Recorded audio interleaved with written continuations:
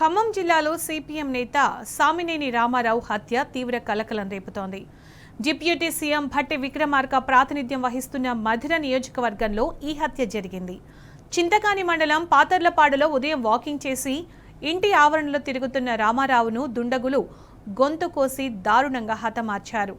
స్థానిక సంస్థల ఎన్నికల నేపథ్యంలో హత్య జరిగిందని గ్రామస్తులు అనుమానం వ్యక్తం చేస్తున్నారు. సామినేని రామారావు సిపిఎం రాష్ట్ర కమిటీ సభ్యుడిగా ఉమ్మడి ఆంధ్రప్రదేశ్ రైతు సంఘం రాష్ట్ర ప్రధాన కార్యదర్శిగా పనిచేశారు. పాతర్లపాడు మాజీ సర్పంచ్గా సేవలందించారు. గతంలో బోనకల్ మండలం ఎల్ గోవిందాపురంలో సిపిఎం నేత ఎర్రబోయిన నాగేశ్వరరావును హతమార్చారు. ఇప్పుడు సామినేని రామారావును దారుణంగా హత్య చేశారు. భట్టి విక్రమార్క ప్రాతినిధ్యం వహిస్తున్న మధిరాలో హత్యలు జరగడం తీవ్ర కలకలం రేపుతోంది. రేవంత్ ఏలుబడిలో శాంతి భద్రతలు పూర్తిగా అదుపు తప్పాయని స్థానికులు మండిపడుతున్నారు. ఇంట్లో ఉన్న ప్రాణాలకు రక్షణ లేదని ఆవేదన వ్యక్తం చేస్తున్నారు.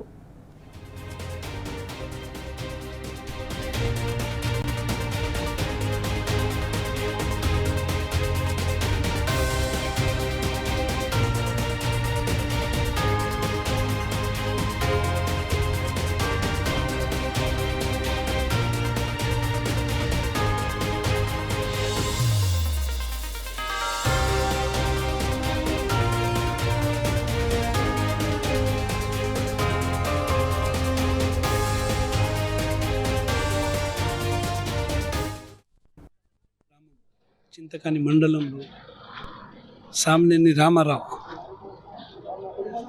70 years ఆయన ఫార్మర్గా సర్పంచ్ కూడా చేసినట్లున్నాయి. ఆయనకి హత్య జరిగింది. ఈ సీన్కి విశేషంగా ఇది ఇంపార్టెంట్. ఆయన కూడా మంచి ఉన్నారు. సో మేము అందరూ టీంతో పాటు ఇన్వెస్టిగేషన్ కోసం అన్ని ఎఫ్ఎస్ఎల్, మన clues team, dog squad, local investigation, ఫ్యామిలీకి న్యాయం చేయాలంటే అది కోసం టోటల్ టీం ఇప్పుడు ఇన్వెస్టిగేషన్ స్టార్ట్ చేస్తూ ఉంటుంది.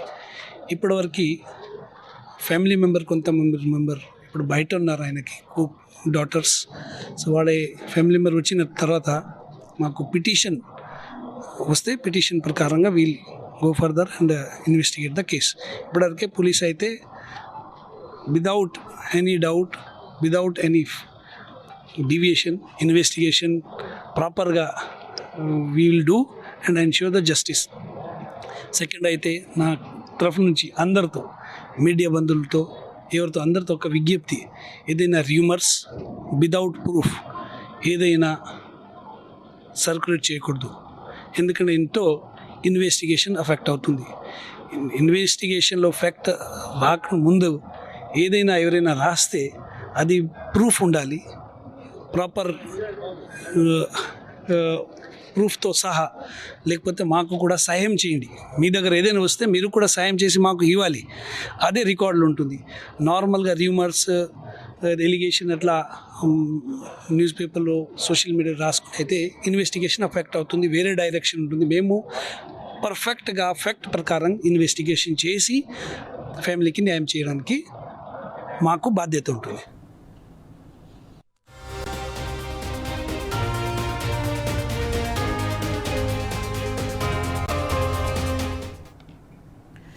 ఖమ్మం జిల్లాలోని సిపిఎం నేత సామినేని రామారావు హత్య తీవ్ర కలకలం రేపుతోంది. డిప్యూటీ సీఎం భట్టి విక్రమార్క ప్రాతినిధ్యం వహిస్తున్న మధిర నియోజకవర్గంలో ఈ హత్య జరిగింది. ఇక దీనికి సంబంధించిన పూర్తి సమాచారం మా ప్రతినిధి సాంబా అందిస్తారు. సాంబా,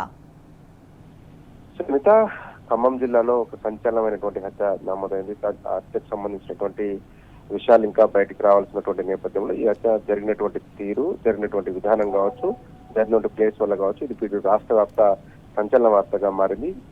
డిప్యూటీ సీఎం భట్టి విక్రమార్క ప్రాతినిధ్యం వహించినటువంటి మధిర నియోజకవర్గంలోని చింతకాని మండలం పాతర్లపాడులో ఈ మర్డర్ జరిగింది.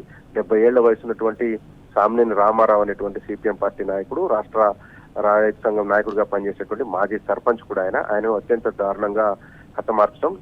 ఉదయం మార్కింగ్ చేసి వచ్చిన సందర్భంలో ముగ్గురు గుర్తు తెలియని అగంతకులు ఇంట్లోకి ప్రవేశించి గొంతు కోసి హతమార్చినట్లుగా స్థానికులు చెప్తున్నారు. కనీసం హత్య జరిగిన విషయం కూడా ఇంట్లో వారికి తెలియదని, అక్కడ స్థానికంగా చూసినటువంటి వాళ్ళే వెళ్లి ఇంట్లో ఉన్న వాళ్ళకి సమాచారం ఇచ్చారని కూడా ప్రత్యక్ష సాక్షులు చెప్తున్నారు. మొత్తంగా ఇది ఇప్పుడు సంచలనంగా మారింది. దీనికి కారణాలు ఏంటి అనేటువంటి విషయం మీద పోలీసులు సమగ్ర విచారణ కొనసాగిస్తున్నారు. అయితే మధిర నియోజకవర్గంలో ఇటీవల కాలంలో జరిగినటువంటి రెండో మర్డర్ 2023 ఎన్నికల సందర్భంలో కూడా ఎన్నికలకు కాస్త అటు ఇటుగా ఒక మర్డర్ జరిగింది. సిపిఎం ఎర్రబోయిన నాగేశ్వరరావు అనే నాయకుడిని కూడా చంపేశారు. ఇప్పుడు చింతకాని మండలంలో ఈ హత్య జరిగింది. దీంతో కొంత రాజకీయ ప్రాధాన్యత సంతరించుకుంది. రెండు సందర్భాల్లో కూడా ఇద్దరు సిపిఎం నాయకులు కావడం అనేది ఇక్కడ ఒక ప్రధానంగా చెప్పుకోవాల్సిన అంశం.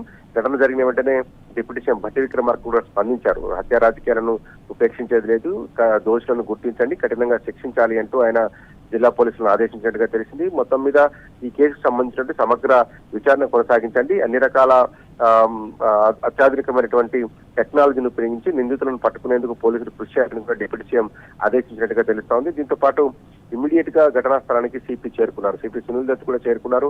ఆయన విచారణను దగ్గరుండి పర్యవేక్షణ చేస్తున్నారు.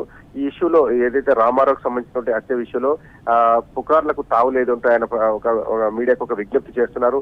దీనికి సంబంధించిన సెన్సిటివ్ ఇష్యూ. ఇప్పటి వరకు మేము కొంత ఆధారాలు సేకరిస్తున్నాం. డాగ్ స్క్వాడ్ వచ్చింది, అట్లాగే FSL team, forensics lab team సంబంధించినటువంటి వాళ్ళు వచ్చారు. డాగ్ స్క్వాడ్ తో పాటు క్లూస్ టీం కూడా రంగంలో దిగింది.